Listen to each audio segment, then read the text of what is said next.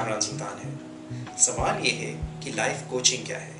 life coaching बुनियादी तौर पे एक प्रोसेस है, एक तरीक़ा है, एक सिस्टमैटिक तरीक़ाकार जिसके ज़रिए एक कोची जो अपनी ज़िंदगी के कोई डेस्टिनेशन, अपनी करियर में, अपने रिलेशनशिप्स में, अपनी ज़िंदगी के किसी भी एरिया में किसी मुकाम पर पहुंचना चाहता है तो उस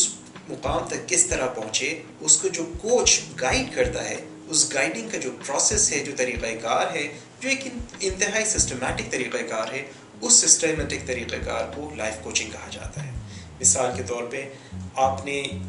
चाहते हैं कि आपकी इनकम दुगनी हो जाए,